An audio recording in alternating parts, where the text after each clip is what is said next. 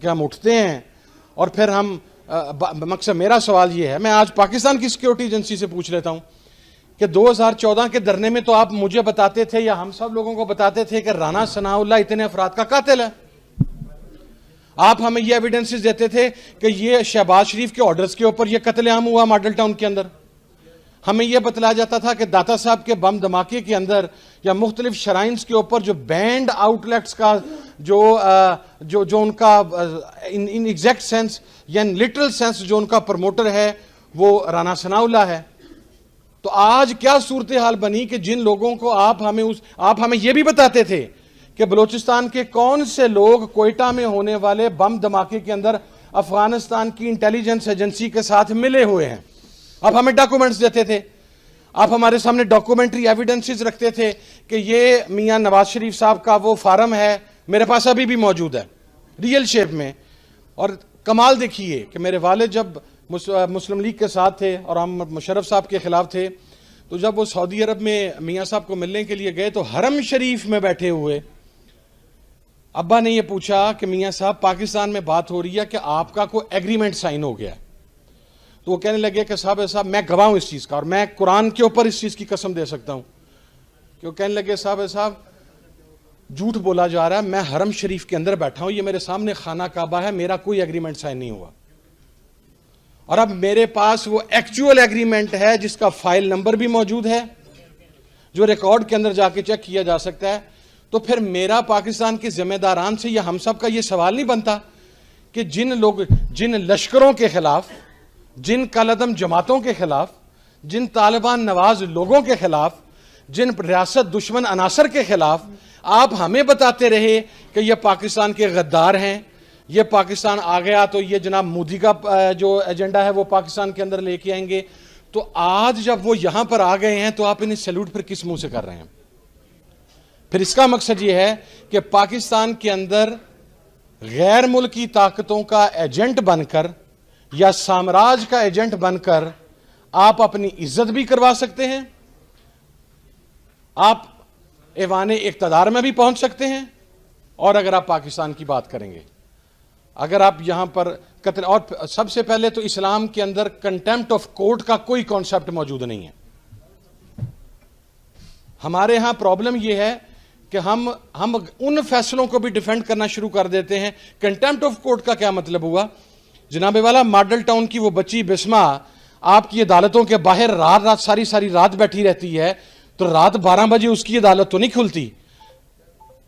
यहां पर बच्चों को चाइल्ड मोलेस्टेशन होती है, यहां पर रेप होता है, यहां पर कत्लेआम होता है, यहां पर लोगों की इज्जतों के साथ खेला जाता है। लेकिन हमारी अदालतों में तो वो केस 20-20, 25-25 साल। यहां पर तो एक कातिल MNA वो दुबई से पाकिस्तान आता है, वो वोट डाल के जाता है। यहां पर तो वो आदमी जो कहता था कि मैं पाकिस्तान फौज के जर्नैलों को पाकिस्तान के बॉर्डर पर लगी हुई बाढ़ के साथ लपेट कर तो मैं उन्हें खींचूंगा,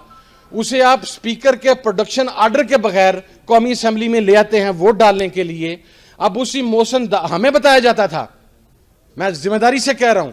हमें बताया जाता था कि ये मोशन दावड़ और वजीर जो वो अली वजीर है ये पाकिस्तान के मुखालिफ हैं, ये पाकिस्तान के दुश्मन हैं। तो जब आज उन्हें वजारतें दी जा रही हैं तो पाकिस्तान की सिक्योरिटी इदारों का काम पाकिस्तान की सॉवरेनिटी को प्रोटेक्ट करना है।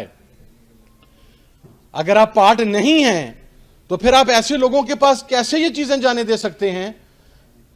जिनको कल तक आप ही हमें बताते रहे कि ये गद्दार हैं, ये पाकिस्तान के मुखालिफ हैं, और ये अदालतें ही हमें बताती रही। तो मैं विद ऑल ड्यू रिस्पेक्ट, फैसलों की इज्जत है और फैसलों की मुखालफत है। कंटेम्प्ट अगर इस्लाम के अंदर को कॉन्सेप्ट है तो कंटेम्प्ट ऑफ ह्यूमैनिटी सबसे इंपॉर्टेंट है, कंटेम्प्ट ऑफ कोर्ट कोई इंपॉर्टेंस नहीं रखता यहां पर। जो और जब आपका निजाम साम्राज्य के तहत चलेगा, जब शरीयत का कॉन्सेप्ट ही मौजूद नहीं होगा, मेरा सवाल है,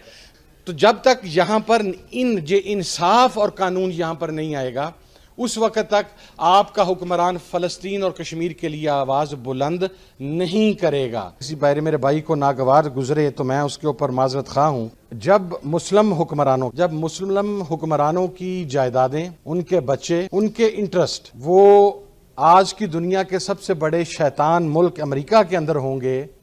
तो फिर आप उनसे ये एक्सपेक्ट नहीं कर सकते कि वो फ़लस्तीन के इशू के ऊपर बात करें। ये बड़ी एक रिटर्न रियलिटी है, और बल्कि मैं कहता हूँ ये इतनी तल्ख है। कितने अमेरिकन्स जो एक्स प्रेसिडेंट्स हैं, उनके कांग्रेसमैन हैं, उनकी जायदादें ब्रिटेन में हैं या यूरोप में हैं? किसी की नहीं है। हर अमेरिकन जो स्टेक होल्डर है, जो उस मेन ओहदे के ऊपर आता है, वो मरने तक अमेरिका के अंदर ही रहता है। आपके हर हुक्मरान की जायदाद भी अपने रिस्पेक्टिव कंट्री से बाहर है, उसकी औलाद भी रिस्पेक्टिव कंट्री से बाहर है, उसका इंटरेस्ट भी रिस्पेक्टिव कंट्री से बाहर है। जनरल रहील शरीफ साहब सऊदी अरब तशरीफ ले गए, उनके लिए ये एजाज क्या कम था कि वो वफाद पाकिस्तान के सरबराह थे। और एक कॉन्सेप्ट होता है कि रियासत के ये जो जिम्मेदारान होते हैं, ये अपनी कैपेसिटी के अंदर भी एक रिस्क होते हैं, क्योंकि इनके पास स्टेट के राज होते हैं। हमें सियासतदान तो नजर आता है कि वो लंदन में जाके बैठ जाता है, या वो ब्रिटेन में, वो यूरोप में जाके बैठ जाता है, लेकिन हमें पाकिस्तान का वो साबका चीफ जस्टिस नजर नहीं आता जो अपनी चीफ जस्टिस के ओहदे से उतरते अपनी पूरी फैमिली को लेके अमेरिका में सेटल हो जाता है। हमें पाकिस्तान का वो जर्नल नजर नहीं आता जिसकी जिंदगी में ही उसकी पूरी फैमिली वहां पर सेटल हो चुकी होती है। हमारी टॉप सीक्रेट, जिसे हम प्रीमियर सिक्योरिटी एजेंसी कहते हैं, अगर उसके सरबराहान यूएई के या किसी और मुल्क के पेरोल के ऊपर बैठे होंगे, तो फिर क्या आप ये उम्मीद नहीं कर सकते कि हमारी रियासत के राज दूसरों के हाथ में जा सकते हैं? हमारी रियासत, और ये पूरी दुनिया के अंदर आप जाकर देख लें, कम से कम मेरे नॉलेज में नहीं है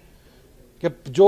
किसी भी मुल्क की अफवाज हैं, जो किसी भी मुल्क की प्रीमियर एजेंसी हैं, सीक्रेट एजेंसीज हैं, जो किसी भी मुल्क के सरबराहान ममलिकत हैं, उन्हें ज़ाहरी तौर पर नहीं लेकिन उन्हें प्रैक्टिकली फोर्सफुली उस मुल्क के अंदर रहने पर मजबूर किया जाता है कि अगर आप इस मुल्क में रहते हुए इस मुल्क के सदर बने